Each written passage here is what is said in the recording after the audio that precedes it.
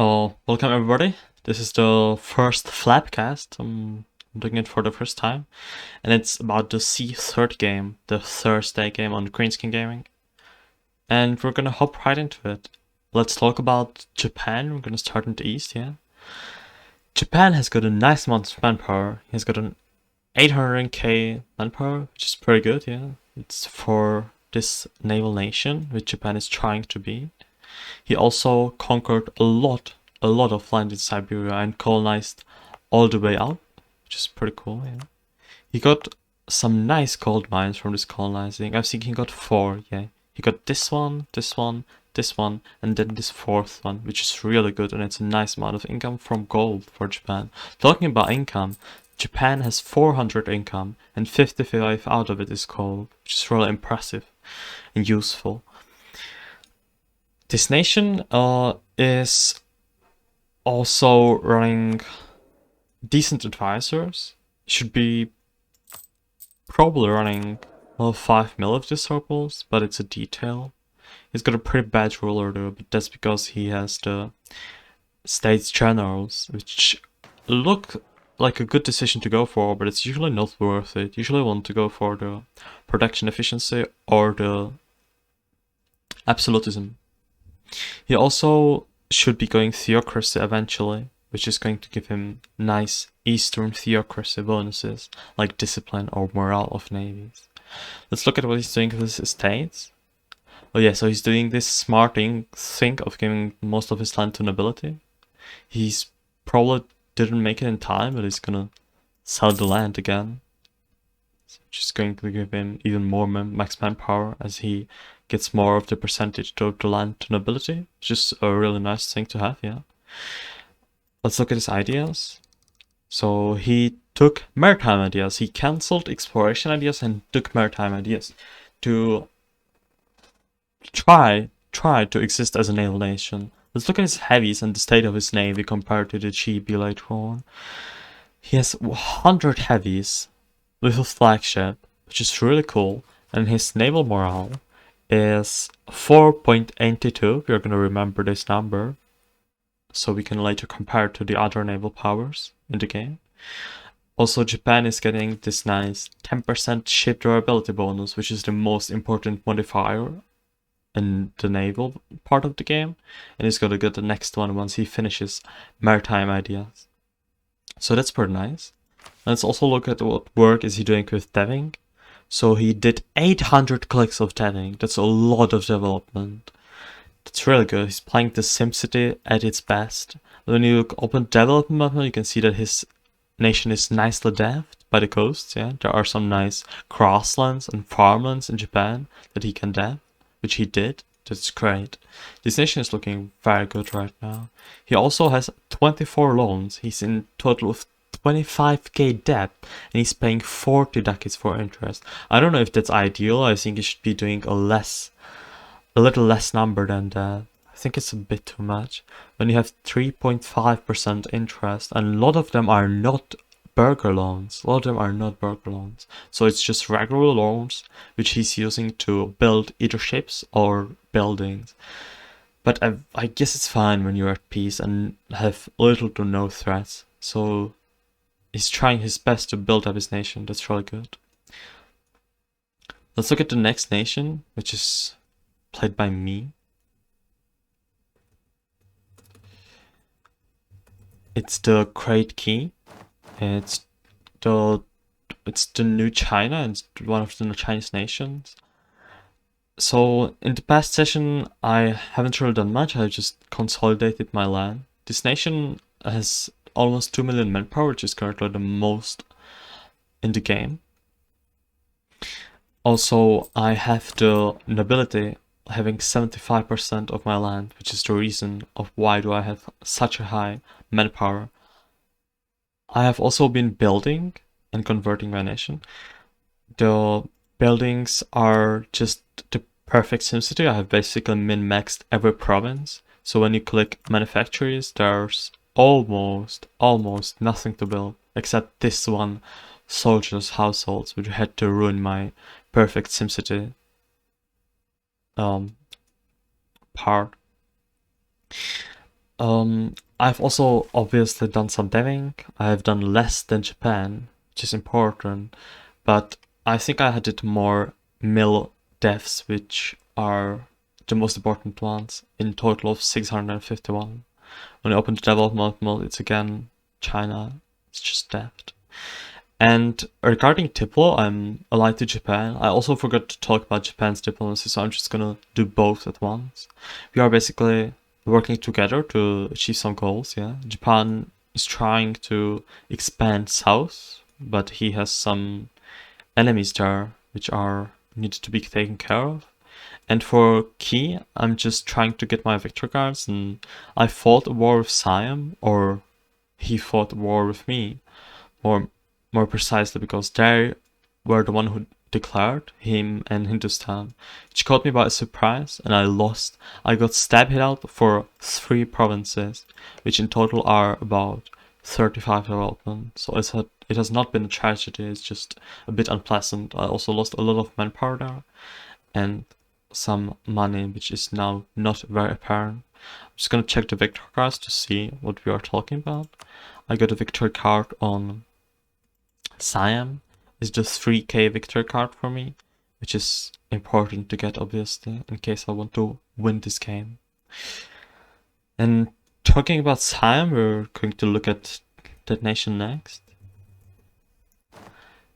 Siam has manpower of 924k, 23, which makes him comparable to Japan, but not comparable to Key. He has his armor ready on the border, which is nice. Also has some fort line of level 6 forts on the right terrain as well, which I like it a lot. He has an income of 433 decades, also making him comparable to Japan. And he's running really low level advisors on admin and dip. On admin, I don't think there's a problem with just upgrading these advisors once or at least twice, since it doesn't really affect your surplus whatsoever. Just gonna look at his buildings to see what he's done, what work has he done. So, okay, wow. Well, I don't know if you can see that instantly, but there's a very big problem with this nation's min-maxing and using his provinces effectively. I don't know if the player is not trying to build his nation to the best, but all those yellow provinces don't have a manufacturer, and they should be allowed to. So each province should have a manufacturer ideally, but he doesn't have that. He has marketplaces instead. Let's look at those useless buildings that you have and you shouldn't have them. So when you click marketplaces, he has like a bunch of them, which is absolutely not needed. He doesn't need those. He is not competing in, for example, in this trade node, he's not competing with anybody here. The same goes for the Burma trade node. He doesn't need those marketplaces. Let's look at the churches as well. So you can see he has a lot of churches, a bunch of churches, and he doesn't need those. So please, if you want to make a strong nation, you should really build manufacturer or a soldier's household in each province respectively to maximize your nation's potential. Otherwise, you're going to be much weaker than you could be. I think that would give you like 100 to 200 more income than you currently have. So yeah, that's the important part about Siam. Let's also look at his deving. How much did he dev? He did 800 clicks, also making himself comparable to Japan, which is real nice. When you open the development mode, you can see that he's been deving the Indonesia region and his heartland, which is the best land to dev. So good job on that one. I don't know why is he not changed his infantry there, by the way. That's a really big mistake. That should not be happening, by the way. You should always care about changing deals, because that's a lot of armor quality that you are missing on. I don't think you have had them enabled in the war, which might have cost you a lot of men and eventually battles and even the war. Or the result of the war, which is 3 provinces. So definitely switch your unit type. I'm just gonna look if he has some ships and if he's been trying to build some as well. And he apparently does have. He has a lot of ships actually. From his naval force limit of 256, which is a lot of which is a high force limit. He has 140 heavies, making himself again comparable to Japan, but I think his naval quality will not be as good since he doesn't have any naval ideas or naval idea groups, making him probably not able to defend himself on the seas. The next nation on the list is Hindustan. Look at that. Hindustan has the second highest manpower of 178k, which is pretty impressive. He's missing out on a rival though, which is taking a lot of power projection from him. I don't know why is he doing that, but I guess he doesn't want to ruin his Diplo, since he could... Oh wow, no, I don't understand it at all. Since we've been fighting, Ki and Hindustan have been fighting, so there's no problem announcing me as rival. Or somebody who... It doesn't even matter, like Ruthenia, for example. You could easily announce him as rival and gain 20 power projection by that. It's a really good thing to do. Next part is the manufacturers. Let's see what he's been doing. Okay, so there are still some yellow provinces where there's no manufacturer, which is a mistake, but most of them are built effectively, it seems, which is nice. Always good to see. He's been also building like workshops. Yeah, that's India in a nutshell. He can still build like a good one, but it's fine, it's fine. Also been building training fields. He has like all of them built, which is insane, by the way. Looking at his estates, I also forgot to look at Siam's estates. So his estates are set up correctly, since the Marathas are the one who give him manpower and discipline. India has scaling manpower and discipline, which is insane, by the way. It's the reason his discipline is higher than anybody's else. I'm just gonna look at Siam and about his estates. What can we say here? Oh yeah, he's doing the right thing. Yeah, that's great. You can also just sell and take the mill point and enable it again. And by doing that, you can get 20% more nobility control, which is a lot of men. It's like 100 to 200,000 manpower. No reason not to do that. Gonna jump back to Hindustan. Also, what is interesting about this nation is that he has forts everywhere. He really is not allowing any surprise to hit him. He just is ready for the attack from wherever it would come, which I like a lot. He is not being sleeping. It's also because his income is really huge. He is making 800 ducats. 300 out of it is out of subsidies and none of it is from trade, which is because he has a trade deal with Ruthenia, making Ruthenia the highest valued trade node in the world, even above the English Channel, which I guess is a way how to make more money, yeah, so that's fine. He also went Sikh, which is the good thing to do since it gives you morale of armies, and morale of armies is really important, yeah. And you also get the Pashas, which give you various bonuses depending on the age, but I don't know which one of them is it exactly, so I'm not gonna be trying to find that. But yeah, Hindustan has been doing a good job tethering and building up his nation. The next nation on the list is Persia. Let's look into that. We're just having a quite a simple cycle here. We're just gonna look at the manpower, buildings, tethering, and all that is important. So Persia has a manpower of almost 1,200,000, which is nice. You can embrace an institution and have 50k in bank. I guess you're saving money, even though with that number, I don't know what for. Persia has no active Diplo advisor, but I'm gonna assume that he just died since he's running proper level 5 advisors on the other categories. So just feel free to hire one. Maybe he's just waiting to get a good one, like a trade one. That would also make sense. With 50k ducats, you can really choose from those advisors. Talking about his money, he's having a huge income comparable to Hindustan. It's also because of the subsidies though. He's making 358 ducat surplus. Let's look at his buildings if he's doing a good job with this money, because having 50k in a bank is a bit surprising. Okay, so he's been doing the same mistake as Siam. He's been building manufactories in each of his provinces. It's very simple to just go province by province, like Herat for example. It's a paper province. So when you destroy this marketplace, which you do not need whatsoever, since all the money from Persia flows to Basra anyways, you don't need any more trade power, you can delete this marketplace, look into manufactories, and build a 60.63 ducats worth manufacturer. Do that in each one of those yellow provinces. It's a very important thing to do.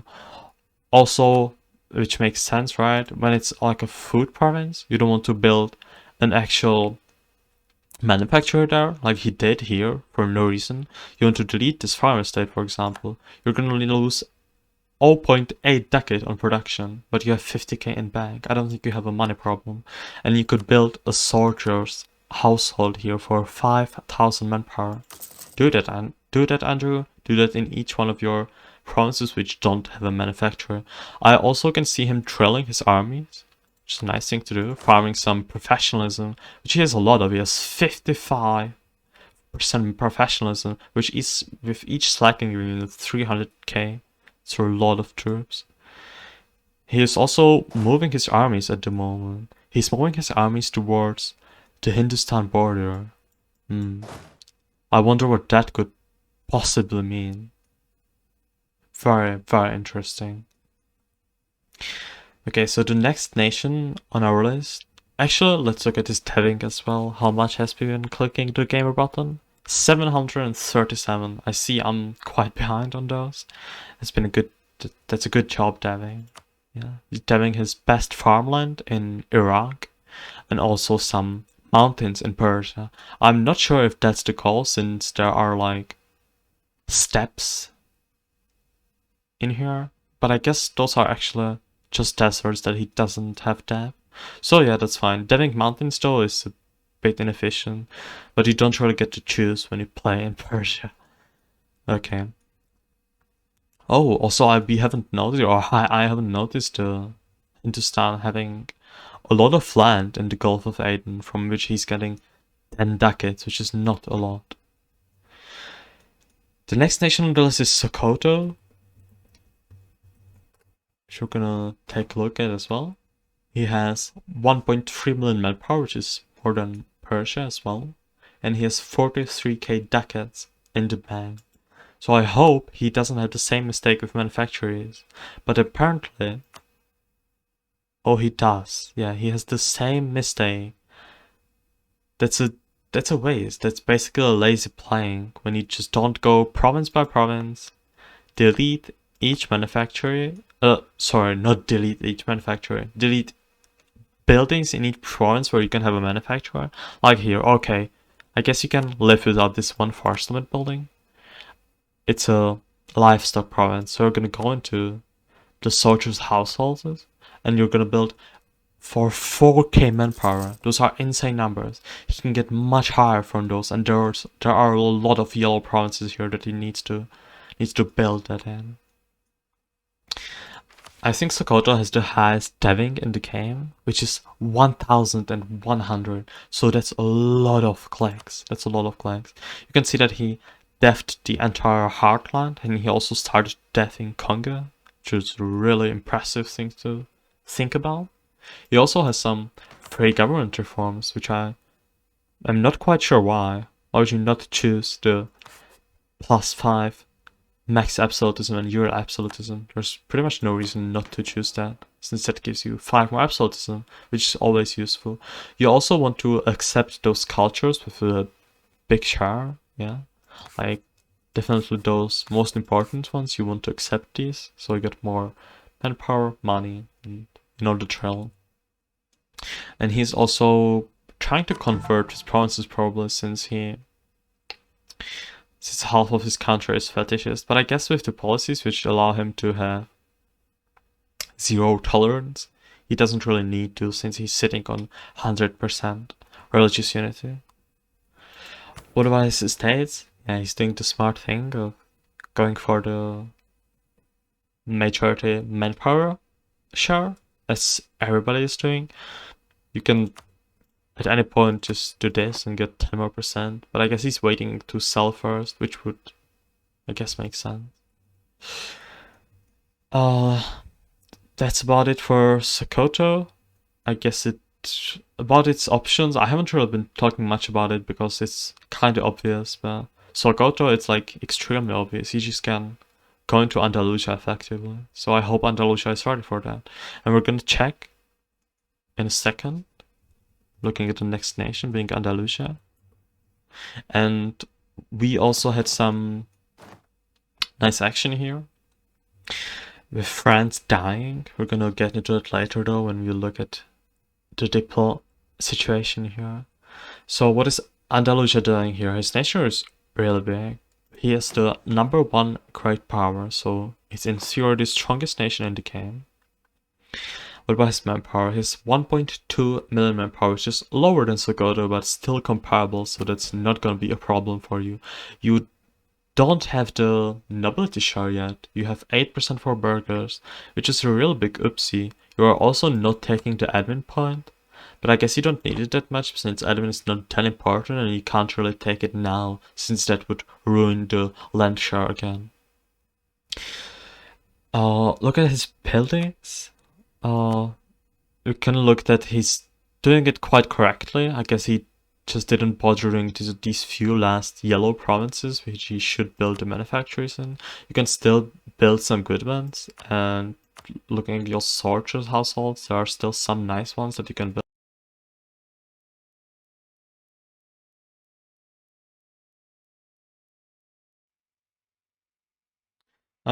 Sorry, so what happened is that my PC crashed and I ran out of space, but I'm gonna continue in the same part where I ended, and I'm gonna merge these two videos later on.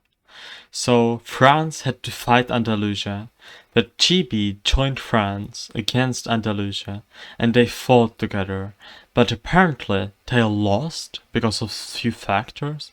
One of the most important ones that Andalusia has the majority of the old world, and the old world apparently also had players which have been a bit more competent and experienced in EU4 combat, and so the new world lost entirely. And the old world, France was just fighting about these forts. For these forts, they were going like lose, win, lose, win, lose, win. They were just bouncing there and back. And France was losing way more money because it was exhausted from the Westphalian War as well. So eventually, GB just thought to himself that he can't really save France anymore, and so he left the war. And France stood alone against Andalusia. He lost, and the nation was proclaimed dead because he just lost the majority or the most important parts of his country, and he was no longer defendable. So France died. The next nation on the list is. Sorry, I'm talking about GB now, okay. So GB has colonies, which I'm not going to look at. I'm just gonna assume that he's building them up correctly. And his income is obviously worthy of a GB. Having 1,400 income is insane. He has got a bunch of ships. He has got 275 heavies, and he has a high morale. He has 1 naval morale on Japan, which is a really big deal here. It's also probably because of his naval tradition, which is always very important to have being a naval nation. He also has some nice manpower of 900,000, also having majority of the land to nobility, but not really perfectly set up, as you can see by the burgher and clergy share of the land.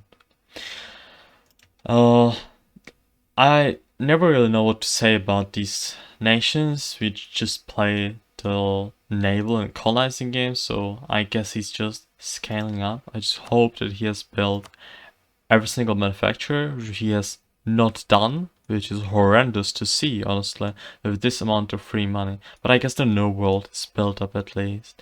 But again, delete, building, build, manufacturer, again, again, and again. It's the same mistake I can see repeatedly.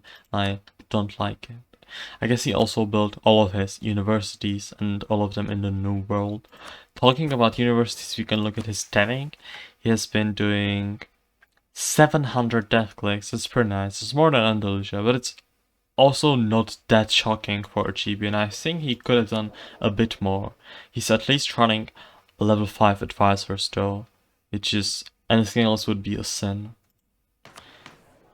He can also enact the government reform. Maybe he just doesn't want to pay this one because it costs 350 and he's just waiting to go theocracy. Maybe he's doing that. That would actually make sense to not take the last one. Okay, so the next nation on the list is going to be Westphalia. We're gonna look at this one. Oh, he has 800k manpower, which is comparable to GB, for example. Which is pretty nice, yeah. He has got some unaccepted cultures, which is like a fuck up. As you can see the mistake. Maybe he's soon to Empire rank though. No, he can't get the Empire rank because he doesn't have the prestige, I believe. Which is a... Oh no, he's the member of the HRA. Okay, so not having accepted the Swabian culture is a big no-no. It's a lot of death and numbers that you're missing here. Looking at his estate, he's doing the correct nobility setup, yeah. He's also running advisors. I don't know why is he running a level 1 dip. I guess he doesn't need dip, but running a level 3 would not cost that much more. So I guess you want to hire somebody else and get free dip points for no more cost whatsoever. Talking about costs, he has 440 income, which is a pretty impressive number to be honest, considering that Germany doesn't really have a good trading setup, but he made it work. He made it work. Having Rhineland on 100 ducats is pretty impressive, yeah. But from this nation, I would expect having a manufacturer in each province. If that's not going to be the case, I'm going to be a bit disappointed. But yeah, he did the min-maxing correctly. There's just few provinces where he doesn't have a manufacturer, but I guess those are just like new ones. So that's a good job, yeah. It has most of its workshops and training fields. There are some very juicy to build, which I don't know why you're not building, since you have 13k ducats, but it's just like 3 of them, it's 10k manpower, so just feel free to build those. There's not really a reason not to do that with 13k ducats in the bank. He also has some fort line of level 6 forts just put around his country on the proper terrain, which is pretty nice. So he has done quite a good job regarding Tiplo, yeah. Killing France is gonna give him a lot of land to take in northern Italy and France, assumedly.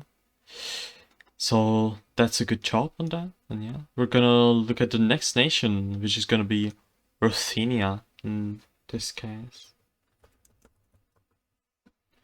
Oh, sorry. Like this. So Ruthenia is sitting on 70k ducats, which is a lot of money. I don't know why is he not doing anything, but I guess he has his own reasons for that. He's probably waiting for the correct opportunity. He has almost a perfect number of manpower, which I really appreciate, and over 1 million is generally good, yeah. What about his manufacturers? Yeah, so it's the classic. There are like 20 provinces which don't have a manufacturer. So you should try to fix it by deleting useless buildings and building the manufacturer. I guess he also built all of the universities, or like most of them, I guess, or the useful ones, since he is sitting on 72k ducats. He's running level 5 advisors, as it would make sense, and he's almost on the 100% crown land, and he's going to start to give that land to the nobility to get the extra manpower. So considering he doesn't even have that, he has a lot of manpower right now, and it's gonna spike up a lot once he's able to do that. Looking at his death clicks, he did quite a poor job, but I guess it's just the nature of Hungary to not have a lot of mana, since you can't really do a lot of show strengths, and I think his kings were also really bad, so I don't blame him that much for that. But he should really start deving right now, since universities are running online and it's just free real estate. Um, has some nice morale missions or arbitration, aka morale, right here. I like that. He has also a bunch of claims on Poland, which I guess he can use eventually, yeah. So those are options for him to go for. He's been also expanding quite a lot eastwards, but it's not really very useful of land. And he has this cringe trade deal, in my opinion, with like India. It's the classic from Bengal to Venice meme, which you don't really see often these days, but has happened many times before. So yeah, I think that's about it for Rusinia. It's the classic rundown of the country. And we're gonna look at Poland now. We're gonna tag Poland.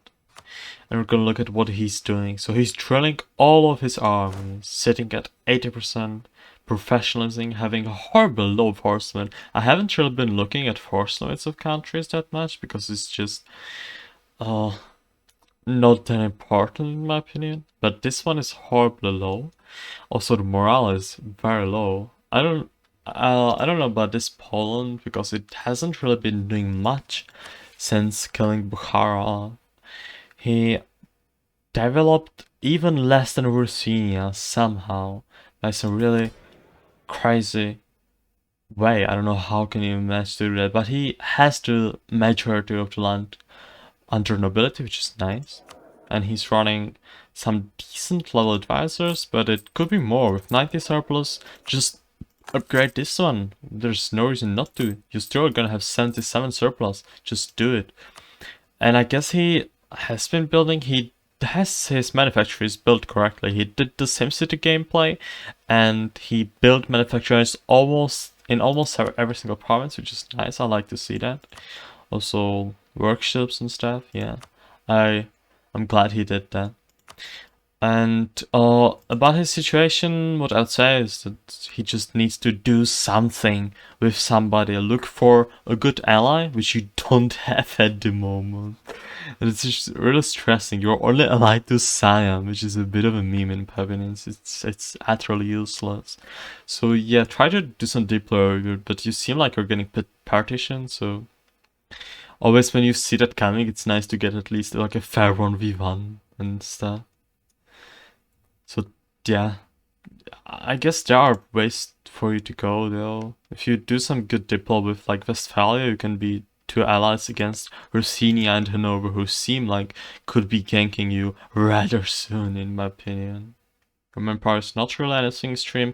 So yeah, this country is just kind of slept its prime time just into oblivion. Got outscaled since he doesn't have good trade now.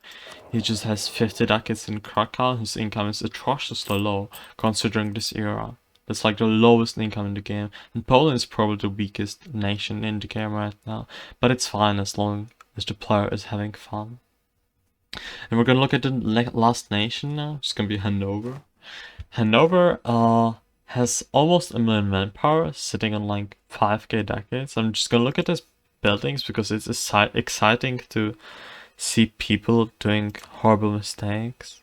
And I guess he has some provinces where there's no manufacturer, but it's not really that horrendous. I guess those are just fur provinces. I mean, fur provinces are really good. So I guess you could just go and destroy these regimental camps, since one force limit is not going to do anything, and build a good fur manufacturer instead. Also, you could build this fish soldiers households, but those are just details. It's not too important. What about death clicks? He did 765, ranking himself at the average of the death clicking, which is pretty okay. He's getting himself above 50 power projection, but just barely since he's allied to a hegemon. Hegemon, Chibi is an economic hegemon because his income is over 1000. And we're also gonna look at his estates. It's the classics. He managed to get all his land to nobility, and he's just getting it up right now by selling on cooldown. And about what I think he should do, I think he should just partition Poland. There's a lot of good land and try to steal from the rest of Baltic. He only has 59% with the rest being Poland. And in one war you can take control of the most important trade provinces here and make a bunch more money from that.